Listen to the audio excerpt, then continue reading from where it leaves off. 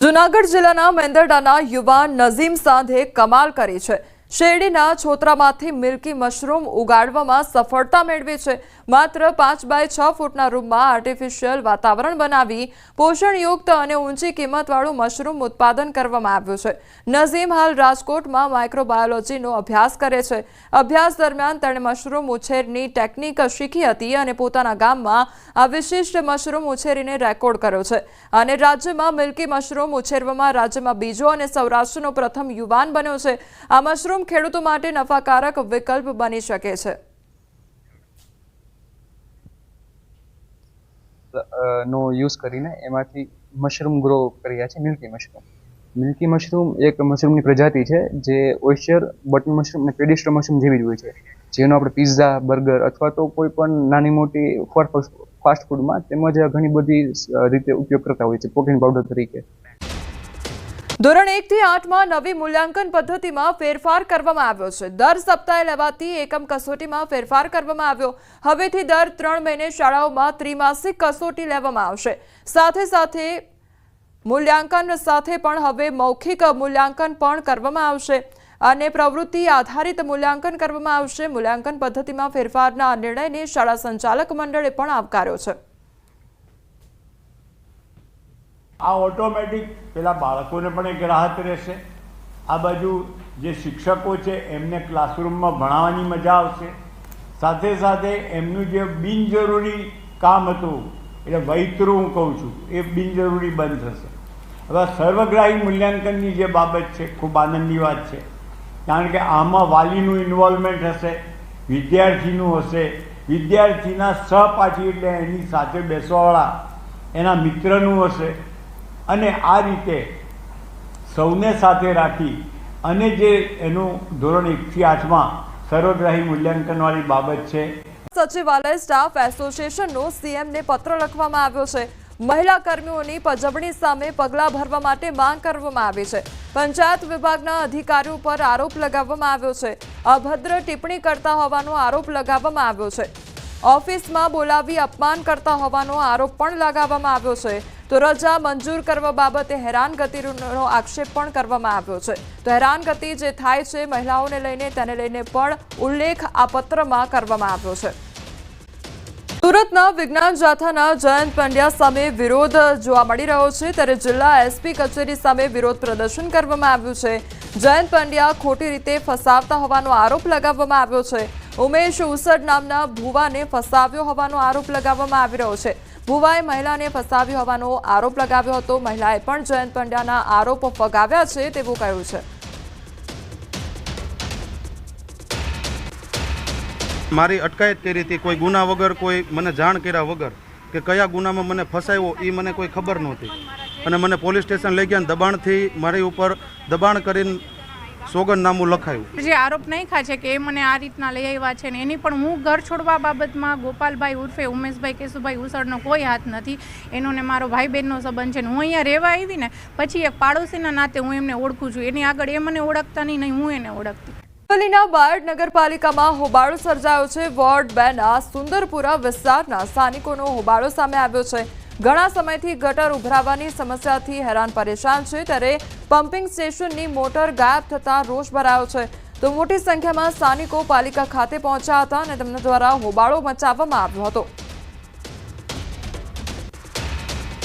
અતિશય ગટરના જે પ્રશ્ન હતા સુંદરપુરાના એ અત્યારે અમે રજૂ કરવાયેલા। છેલ્લા 1 વર્ષથી અમે આપતા હતા આવેદનપત્ર, 1 વર્ષ પહેલાં આપ્યું હતું, પણ એનો કોઈ હજુ સુધી કોઈ નિકાલ નથી કર્યો। સુંદરપુર ગામે ગટરનું તંત્ર ખાડાઈ ગયું છે, જેની અંદર મોટરો પણ નથી, ગટર ઉભરાઈ રહી છે કે જેથી કરીને 1300ની વસ્તીવાળું ગામ આજે રોગચાળાથી પણ ખળબળી ઉઠી છે।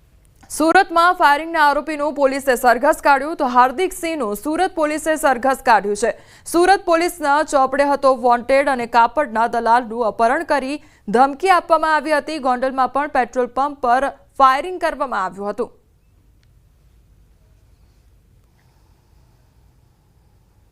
ટીબડા ખાતે પેટ્રોલ પંપ પર ફાયરિંગ કરનાર હાર્દિક સિંહ નામના આરોપીની પોલીસે ધરપકડ કરી છે। જો કે આ આરોપીનો ગુનાહિત ઇતિહાસ જોવા જઈએ તો સુરતના રાંદેર ખાતે ધોરાજીના એક કાપડ દલાલનું અપહરણ કર્યું હતું, કહી શકાય કે 32,071 USDT ટ્રાન્સફર કરાવી લીધા હતા, તેના હાથની આંગળી કાપી નાખી હતી. રાંદેર પોલીસમાં આ બાબતે ગુનો દાખલ થયો હતો. ખાસ કરીને આ ગુનો છે તે 27 નવેમ્બર 2024ના દિવસે દાખલ થયો હતો.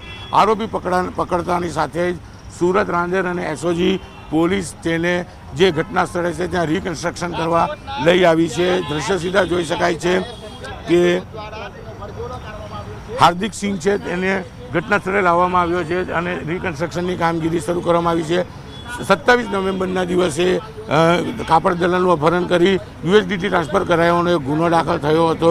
આ આરોપી 4નો ફરાર હતો. જો કે રાજકોટના રીબડા ખાતે ફાયરિંગ કર્યા બાદ તે ભાગી છૂટ્યો હતો અને તેનું નામ સામે આવતા કહી શકાય કે મહત્ત્વના આરોપી તરીકે તેને કોચી ખાતેથી ઝડપી પાડવામાં આવ્યો હતો અને ગઈકાલે સુરત પોલીસે તેનો કબજો લીધો હતો અને કબજો લીધા બાદ કહી શકાય કે તેને કોર્ટમાં રજૂ કરી પોલીસ દ્વારા રિમાન્ડની માંગણી કરી હતી અને રિમાન્ડ દરમિયાન આજે કહી શકાય રિકન્સ્ટ્રક્શન અથવા તો સાદી ભાષામાં આરોપીનો વરઘોડો કાઢવામાં આવ્યો છે. કેમેરામેન જીગર ગુગલ સાથે કીર્તેશ પટેલ, ન્યૂઝ 18 ગુજરાતી, સુરત.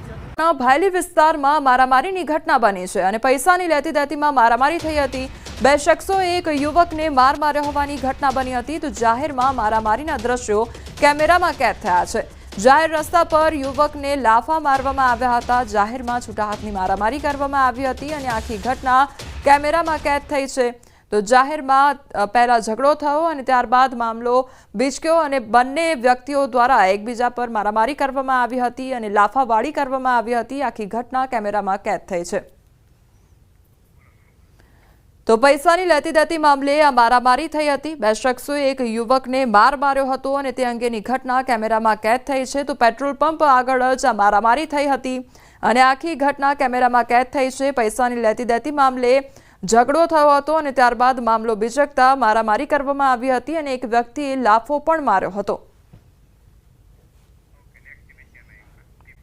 કચ્છમાં વિરામ બાદ ફરી એકવાર વરસાદી માહોલ જામ્યો છે. લખપતના દોલતપરમાં વરસાદ ખાબક્યો છે. વરસાદથી રસ્તા પર પાણી વહેતા થયા છે. તો કચ્છમાં વરસાદે વિરામ લીધો હતો અને ત્યારબાદ ફરી એકવાર વરસાદનું આગમન થયું છે. તો વરસાદથી રસ્તા પર પાણી વહેતા થયા છે. લોકોને ગરમીથી આંશિક રાહત પ્રાપ્ત થઈ છે.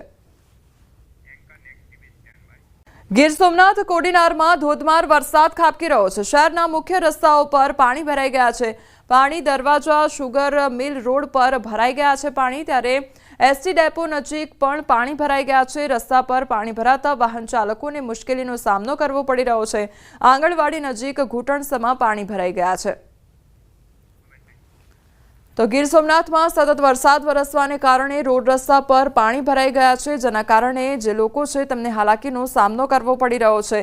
તો કોડીનારમાં પણ સતત ધોધમાર વરસાદ ખાબક્યો છે, જેના કારણે આસપાસના ગ્રામ્ય વિસ્તારોમાં પણ જે વરસાદી પાણી છે તે ભરાઈ ગયા છે. મુખ્ય રસ્તાઓ પર પણ પાણી ભરાઈ ગયા છે, જેના કારણે વાહન ચાલકોને વાહન હંકારવામાં પણ મુશ્કેલીનો સામનો કરવો પડી રહ્યો છે. બીજી તરફ ST ડેપો નજીક પણ પાણી ભરાઈ જવાને કારણે જે મુસાફરો છે તેમને પણ હાલાકી વેઠવાનો વારો આવ્યો છે. દાનાપુર રેલવે કોલોનીમાં પૂરની સ્થિતિ જોવા મળી. તો રેલવે કર્મચારીઓના ઘરોમાં વરસાદનું પાણી ઘૂસી ગયું છે. ક્વાર્ટર્સમાં તાળું મારી પરિવારો સ્થળાંતર કરી રહ્યા છે. સાપ, વીછી, પાણી અને ચોરીના ડરથી સામાન પણ લઈ જઈ રહ્યા છે. સાથે સ્થાનિક રેલવે પ્રશાસન ગેરહાજર છે, ત્યારે સમગ્ર વિસ્તારમાં પાણી ભરાઈ ગયું છે. સતત વરસાદ બાદ દાનાપુર રેલવે કોલોનીમાં હાલત જલ પ્રલય જેવી થઈ ગઈ છે. કોલોનીના રસ્તાઓથી લઈને ક્વાર્ટર્સની અંદર સુધી વરસાદનું પાણી ઘૂસી ગયું છે. હવે વાત રોહતાસની કરીએ તો રોહતાસ જિલ્લાના ડેહરી અનુમંડલ વિસ્તારમાં પણ ભારે વરસાદ ખાબકી રહ્યો છે અને ભારે વરસાદને કારણે કેમૂર પહાડના અનેક ધોધમાં સક્રિય થયા છે. ત્યારે તિલોથુના તૂતલા ભવાની ધોધમાં પાણીનું ભયંકર રૂપ જોવા મળી રહ્યું છે.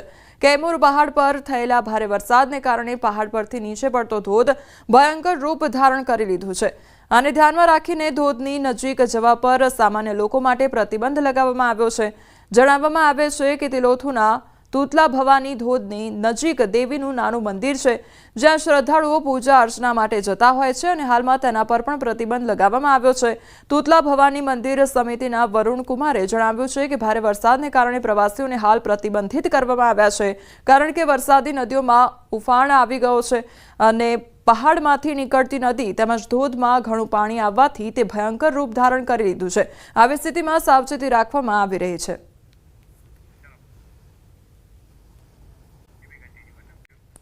રોહતાસ જિલ્લાના ડેહરી અનુમંડળ વિસ્તારમાં ભારે વરસાદ વરસી રહ્યો છે, ત્યારે બીજી તરફ દિલ્હીની વાત કરીએ તો દિલ્હી હાઈકોર્ટ બહાર પણ પાણી ભરાઈ ગયું હોય તે પ્રકારના દ્રશ્યો સામે આવ્યા છે.